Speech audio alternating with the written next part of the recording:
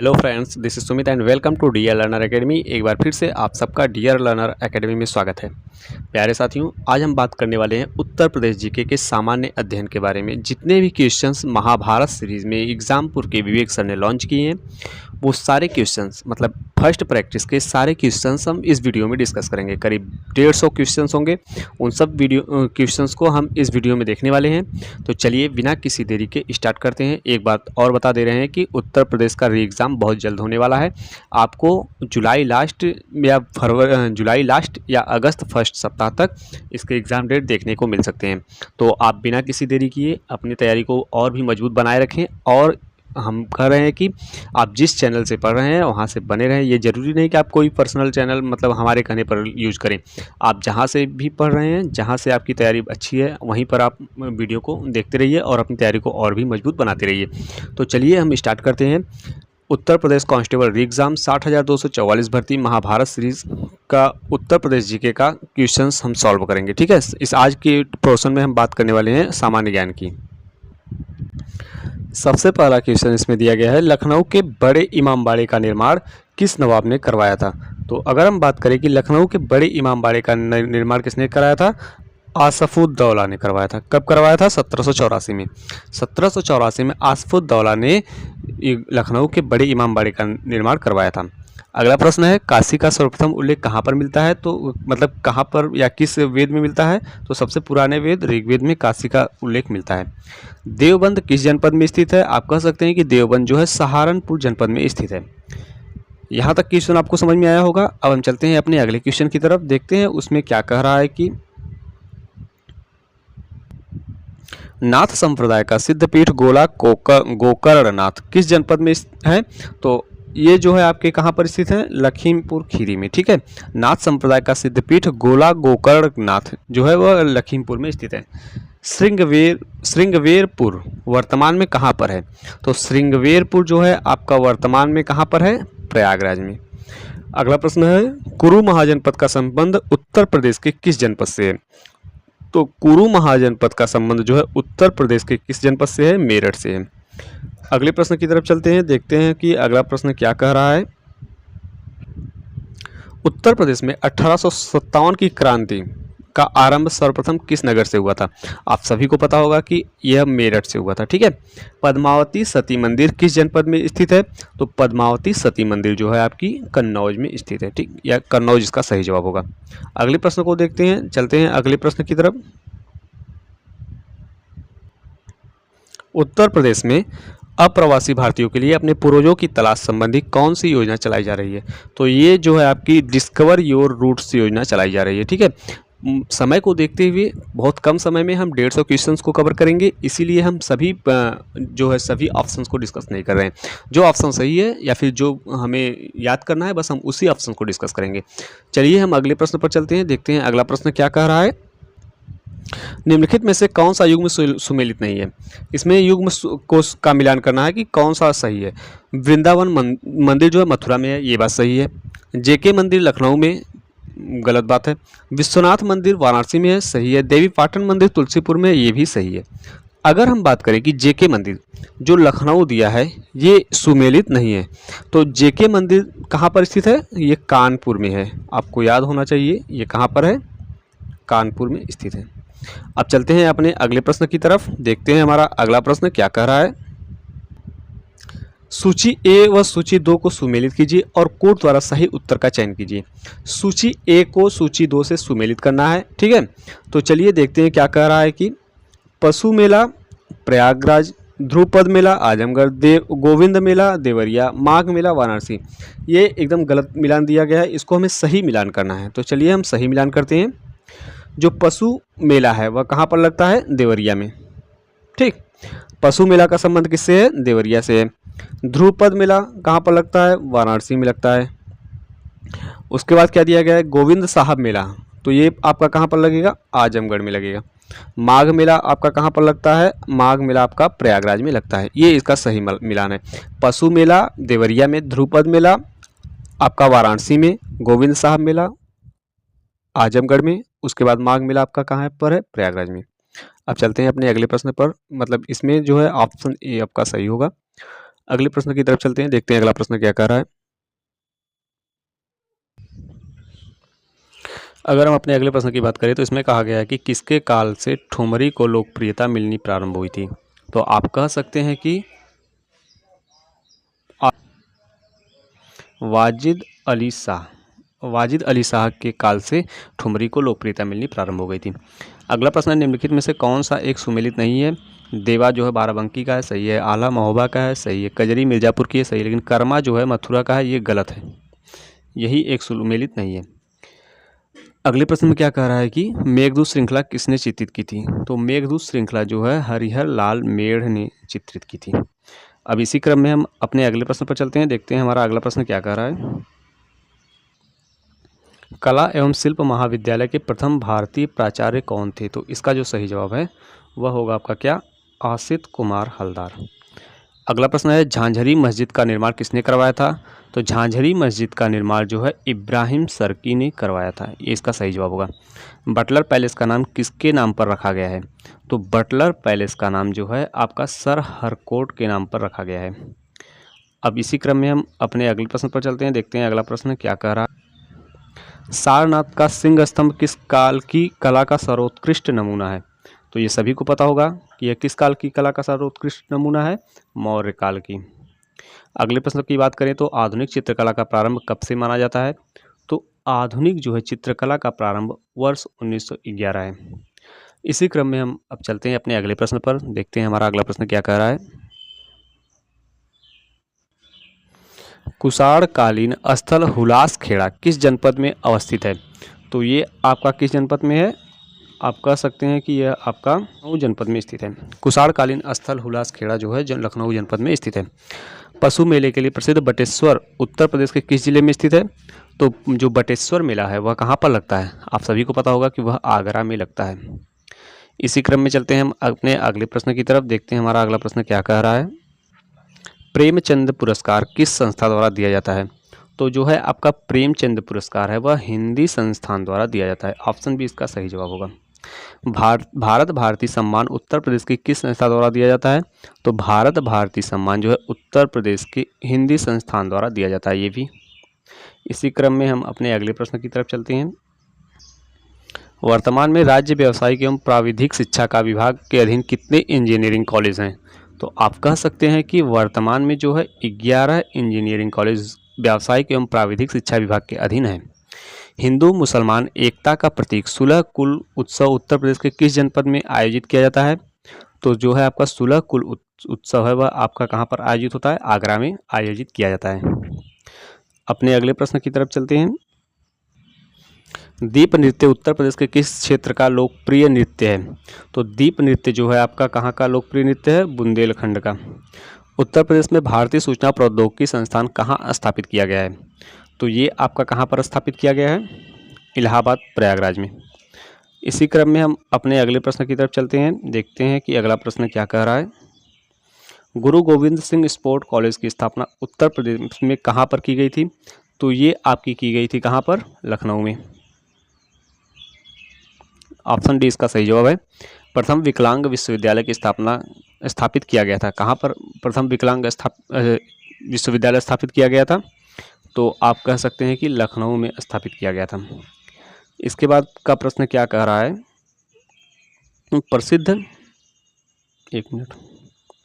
प्रसिद्ध दशावतार मंदिर उत्तर प्रदेश में कहाँ पर है। तो आप कह सकते हैं कि प्रसिद्ध दशावतार मंदिर जो है उत्तर प्रदेश में देवगढ़ में स्थापित है। संपूर्ण साक्षरता अभियान में किस वर्ग आयु को शामिल किया गया है। तो संपूर्ण साक्षरता अभियान में जो है आपका 15 से 35 वर्ष के आयु वर्ग को शामिल किया गया है। इसी क्रम में हम चलते हैं अपने अगले प्रश्न की तरफ। उत्तर प्रदेश बेसिक शिक्षा परिषद का गठन कब किया गया था। तो आप कह सकते हैं कि उत्तर प्रदेश बेसिक शिक्षा परिषद का गठन 1972 में किया गया था। सूफी संत हाजी वारिस अली शाह की मज़ार पर मेला लगता है, कहाँ पर, क्या कौन सा मेला लगता है, देवा शरीफ। ऑप्शन बी इसका सही जवाब होगा। देवा शरीफ मेला जो है सूफी संत हाजी वारिस अली शाह की मज़ार पर लगता है। अब इसी क्रम में देखते हैं हम अगला प्रश्न क्या कह रहा है। इलाहाबाद उच्च न्यायालय के वर्तमान न्यायाधीश कौन है। तो अरुण भंसाली जो हैं इलाहाबाद उच्च न्यायालय के वर्तमान न्यायाधीश हैं। अब देखते हैं हम अपना अगला प्रश्न क्या कह रहा है कि उत्तर प्रदेश विधान परिषद के प्रथम सभापति कौन थे। तो आपको सभी को पता होगा कि ऑप्शन सी इसका सही जवाब होगा, चंद्रभाल। जो चंद्रभाल थे वह उत्तर प्रदेश विधान परिषद के प्रथम सभापति थे। अगला प्रश्न है, अति लोकप्रिय धार्मिक पत्रिका कल्याण प्रकाशित होती थी, कहाँ से प्रकाशित होती थी। तो ये आपकी गोरखपुर से प्रकाशित होती है। ठीक, अब इसी क्रम में हम अपने अगले प्रश्न की तरफ चलते हैं, देखते हैं अगला प्रश्न क्या कह रहा है। राजा टोडरमल ने किस क्षेत्र में ख्याति अर्जित की। तो राजा टोडरमल जो थे वह भू राजस्व के क्षेत्र में ख्याति अर्जित किए थे। तात्या टोपे का मूल नाम क्या था। रामचंद्र पांडुरंग। ऑप्शन सी इसका सही जवाब है, रामचंद्र पांडुरंग जो है तात्या टोपे का मतलब मूल नाम था। अब चलते हैं अपने अगले प्रश्न की तरफ, देखते हैं अगला प्रश्न क्या कह रहा है। राष्ट्र कवि मैथिली शरण गुप्त का संबंध उत्तर प्रदेश के किस जनपद से है। तो राष्ट्र कवि मैथिली शरण गुप्त का संबंध जो है उत्तर प्रदेश के झांसी जनपद से है। निजामुद्दीन औलिया किसके शिष्य थे। निजामुद्दीन औलिया बाबा फरीद के शिष्य थे। अगले प्रश्न की तरफ चलते हैं, देखते हैं अगला प्रश्न क्या कह रहा है। मौलाना मोहम्मद अली जौहर विश्वविद्यालय के नाम से एक अल्पसंख्यक शिक्षण संस्थान की स्थापना की जा रही है, कहाँ पर की जा रही है। तो आप कह सकते हैं कि आजमगढ़ में की जा रही है। ठीक, आजमगढ़ इसका सही जवाब होगा। अगले प्रश्न पर चलते हैं, देखते हैं अगला प्रश्न क्या कह रहा है। निम्नलिखित में से कौन सा एक उत्तर प्रदेश के संदर्भ में सही सुमेलित नहीं है। ठीक, मतलब कौन सा एक गलत सुमेलित है उसी को निकालना है। खाद्य अनुसंधान एवं विश्लेषण केंद्र लखनऊ में है, सही। खाद्य पार्क नोएडा में है, सही। सरदार वल्लभ भाई पटेल विश्वविद्यालय जो है आपका कृषि विश्वविद्यालय मेरठ में है, ये भी सही है। भारतीय दलहन शोध संस्थान आगरा में है, तो कह सकते हैं कि भारतीय दलहन शोध संस्थान जो है आगरा में नहीं है। ठीक, यही ऑप्शन इसका सही होगा। ये आपका कहाँ पर है, कानपुर में। दालचीनी संस्थान जो है आपका कहाँ पर है, कानपुर में स्थित है। अब चलते हैं अपने अगले प्रश्न पर, देखते हैं अगला प्रश्न। मुगल काल में दहसाला बंदोबस्त को किसने लागू किया। तो मुगल काल में दहसाला बंदोबस्त को जो है किसने लागू किया था, राजा टोडरमल ने। किसके छल के कारण तात्या टोपे को गिरफ्तार कर लिया गया था। तो आप कह सकते हैं कि मान सिंह के छल के कारण जो है तात्या टोपे को गिरफ्तार कर लिया गया था। ठीक, अब इसी क्रम में हम अपने अगले प्रश्न को देखते हैं कि अगला प्रश्न क्या कह रहा है। तराई क्षेत्र का वह भाग जहां कंकड़ पत्थर और मोटे बालू के निक्षेप मिलते हैं को क्या कहा जाता है।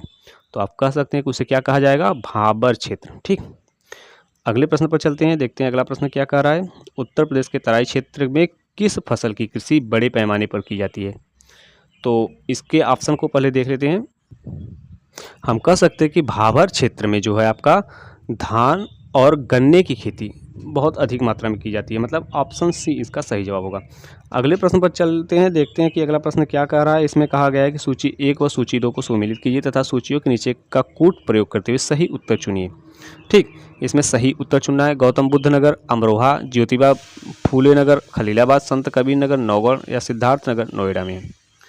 तो इसमें हमें केवल ऑप्शन को निकालना है कि कौन सा ऑप्शन इसका गलत है। तो इसका ऑप्शन जो है आपका ऑप्शन मतलब इसमें सही कोड को चुनना है, तो इसका ऑप्शन डी सही है। ठीक है, इसमें आप लोग मिला लीजिएगा, ऑप्शन डी इसका सही है। अगर आप कहेंगे तो हम मिला देंगे। गौतम बुद्ध नगर का संबंध किससे है, नोएडा से है। ठीक, ज्योतिबा फूले नगर अमरोहा से है। संत कबीर नगर आपका किससे है, खलीलाबाद से होगा।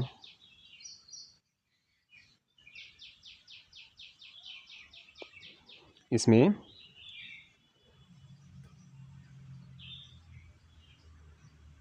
संत कबीर नगर का संबंध किससे, अमरोहा से, और सिद्धार्थ नगर का संबंध किससे, खलीलाबाद से। तो ऑप्शन डी इसका सही जवाब होगा। अब हम चलते हैं अपने अगले प्रश्न पर कि हमारा अगला प्रश्न क्या कह रहा है। उत्तर प्रदेश के प्रथम राज्य मुख्य सूचना आयुक्त कौन थे। तो आप कह सकते हैं कि उत्तर प्रदेश के मुख्य सूचना आयुक्त कौन थे, M.A. खान। इसका ऑप्शन ए सही है। उत्तर प्रदेश में पंचायतों की त्रिस्तरीय प्रणाली कब प्रारंभ हुई थी, मतलब पंचायतों की त्रिस्तरीय प्रणाली कब लागू की गई थी। तो इसका जो सही जवाब है वर्ष 1961-62 में। अब चलते हैं अपने अगले प्रश्न की तरफ, देखते हैं अगला प्रश्न क्या कह रहा है। उत्तर प्रदेश के निम्नलिखित जिलों को उत्तर से दक्षिण सही अनुक्रम में लगाना है। ठीक है, तो इसका सही अनुक्रम क्या होने वाला है, ऑप्शन बी इसका सही अनुक्रम होगा, मतलब सिद्धार्थ नगर, संत कबीर नगर, अंबेडकर नगर, संत रविदास नगर, ये इसका सही अनुक्रम है। अब अगले प्रश्न की तरफ चलते हैं, देखते हैं अगला प्रश्न हमारा क्या कर रहा है। माता टीला बांध से कौन सी नहरें निकलती हैं। तो माता टीला बांध से आपकी कौन सी नहरें निकल रही हैं? गुरसराय नहर और मंदर नहर, ये दोनों नहरें जो हैं माता टीला बांध से निकल रही हैं। अगला प्रश्न है, हरियाली एक नई योजना है, ठीक, इसके बारे में हमें बताना है कि हरियाली एक नई योजना है। हरियाली एक नई योजना है किसके लिए? बंजर भूमि के विकास के लिए। आज का ऑप्शन नंबर सी सही जवाब होगा। बंजर भूमि के विकास के लिए हरियाली एक नई योजना है। अब हम बात करते हैं अपने अगले प्रश्न की। अगले प्रश्न में क्या दिया गया है? उत्तर प्रदेश की निम्नलिखित नदियों में से किस नदी का उद्गम स्थल हिमालय से नहीं है? तो जो है किस नदी का उद्गम स्थल हिमालय से नहीं है, ये आपको बताना है। तो इसका जो है ऑप्शन सी यानी गोमती और बेतवा। गोमती और बेतवा का जो है उद्गम स्थल जो है हिमालय से नहीं है। अब हम चलते हैं अपने अगले प्रश्न पर। हमारा अगला प्रश्न देखते हैं क्या कह रहा है। उत्तर प्रदेश के भावर क्षेत्र में किस प्रकार की मृदा पाई जाती है? तो उत्तर प्रदेश के भावर क्षेत्र में जो है आपकी कंकरीली और पथरीली मृदा पाई जाती है, ठीक। ऑप्शन बी इसका सही जवाब है। ग्रीष्म ऋतु में उत्तर प्रदेश का औसत अधिकतम तापमान क्या होता है? तो हम कह सकते हैं कि इसका अधिकतम तापमान जो है 36 डिग्री से 39 डिग्री तक होता है।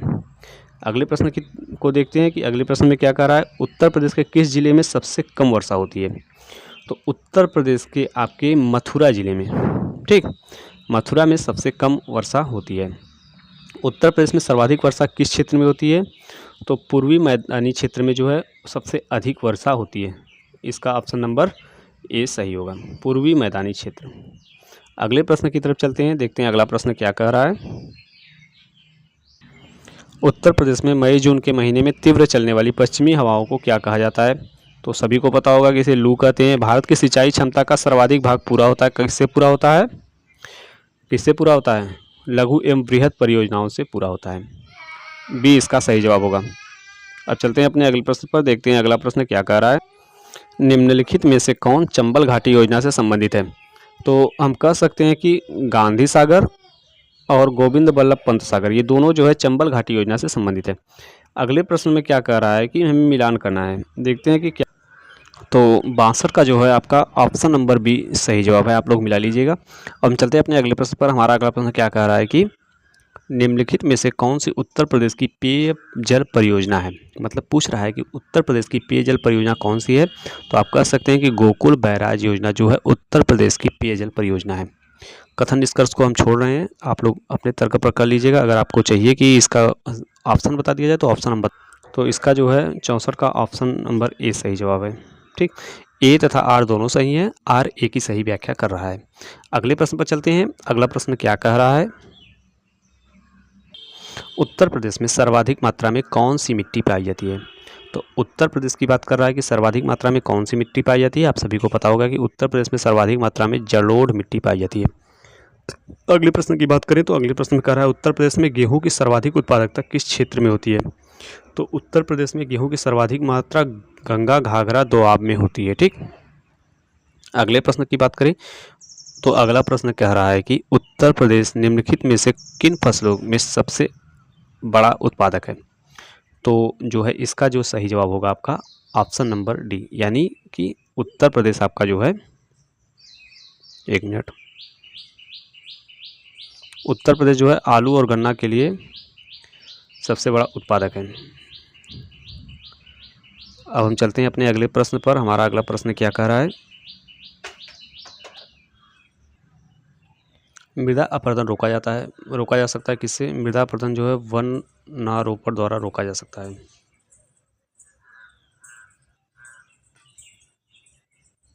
अगर हम अपने अगले प्रश्न की बात करें तो सेंट्रल ग्रासलैंड एवं फोडर रिसर्च इंस्टीट्यूट कहाँ पर स्थित है? तो आप कह सकते हैं कि यह आपका झांसी में स्थित है। कहाँ पर? झांसी में। झांसी इसका सही जवाब होगा। अब हम चलते हैं अपने अगले प्रश्न पर। हमारा अगला प्रश्न क्या कह रहा है। अगले प्रश्न में पूछ रहा है कि उत्तर प्रदेश में अवनालिका अपरदन से सबसे अधिक प्रभावित जिला कौन सा है? तो जो है सबसे अधिक प्रभावित जिला कौन सा है आपका? इटावा।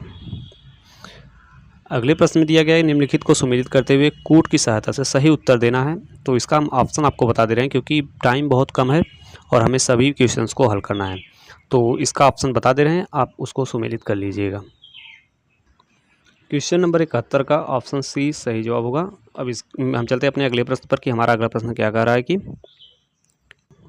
उत्तर प्रदेश शासन ने एग्रो पार्क स्थापित किया है। मतलब एग्रो पार्क कहाँ पर स्थापित किया है, ये इसका हमें सही जवाब देना है। तो एग्रो पार्क आपका स्थापित हुआ है हापुड़ और लखनऊ में। कहाँ पर? हापुड़ और लखनऊ में, इन दो जगहों पर एग्रो पार्क स्थापित किया गया है। अब चलते हैं हम अपने अगले प्रश्न पर कि हमारा अगला प्रश्न क्या कह रहा है कि उत्तर प्रदेश में सिंचाई के मुख्य साधन कौन कौन से हैं। इसको सही क्रम में हमें बताना है। ठीक, तो इसका जो है सही क्रम क्या होगा हम आपको बता दे रहे हैं कि सबसे पहले बात करेंगे किसकी, नलकूप की। सबसे पहले नलकूप का साधन था, उसके बाद नहर से सिंचाई होने लगी, उसके बाद क्या हुआ, तालाब एवं कुएं का नंबर आ गया, और उसके बाद अन्य साधनों का प्रयोग हुआ। मतलब ऑप्शन बी इसका सही जवाब होगा। अब हम चलते हैं अपने अगले प्रश्न पर। हमारा अगला प्रश्न क्या कह रहा है, राज्य का कौन सा जिला पान उत्पादन के लिए विशेष रूप से जाना जाता है। तो आप कह सकते हैं कि राज्य का जो है आपका महोबा जिला पान उत्पादन के लिए विशेष रूप से जाना जाता है। उत्तर प्रदेश री एग्ज़ाम के लिए जो यूपी जीके मतलब जीएस के पोर्शन होते हैं उसमें यूपी जीके का बहुत अहम योगदान होता है। 4 से 5 क्वेश्चंस यहाँ से देखने को मिलते हैं। अगर आप ये क्वेश्चंस को सॉल्व कर ले रहे हैं तो हम डेफिनेटली कह सकते हैं कि आप क्वेश्चंस को सॉल्व कर सकते हैं। ठीक है, अगर यहाँ से क्वेश्चन आता है तो आप कर सकते हैं। अगले प्रश्न की बात करें तो उत्तर प्रदेश में किसान मित्र योजना कब प्रारंभ की गई थी। तो उत्तर प्रदेश में किसान मित्र योजना जो है आपकी वर्ष 2001 में प्रारंभ की गई थी। आज के लिए बस इतना ही। इस प्रैक्टिस सेट के अभी आधे क्वेश्चंस बाकी हैं, उसको हम अगली वीडियो में डिस्कस करेंगे। तो हमें उम्मीद है कि आपको वीडियो अच्छी लगी होगी। हम इसमें मतलब महाभारत सीरीज का पूरा सॉल्यूशन करा रहे हैं, सभी चैप्टर्स की, चाहे हिंदी हो, रीजनिंग हो, जीएस हो, पॉलिटी हो, कुछ भी हो, हम सभी का सॉल्यूशन लेकर आए हैं। और आप लोगों से बस यही उम्मीद है कि आप लोग चैनल को शेयर कर दीजिए और सब्सक्राइब कर लीजिए। अगर आप पहली बार हैं तो चैनल को सब्सक्राइब करना मत भूलिएगा। वीडियो को ज़्यादा से ज़्यादा शेयर कीजिए ताकि वीडियो सभी तक पहुंच सके। उत्तर प्रदेश के लिए जो एग्ज़ाम होने वाला है उसकी बहुत ही अच्छी प्रैक्टिस इसमें चल रही है। एग्ज़ामपुर का जो महाभारत सीरीज़ है उसमें विवेक सर जो लॉन्च किए हैं उसका सॉल्यूशन हम करा रहे हैं, और आपको बस इतना ही तैयार करना है। एक बार परीक्षा के दौरान एक बार दोबारा देख लीजिएगा, आपकी तैयारी बहुत ही मजबूत हो जाएगी। तो चलिए अगली वीडियो में फिर मिलते हैं, तब तक के लिए धन्यवाद।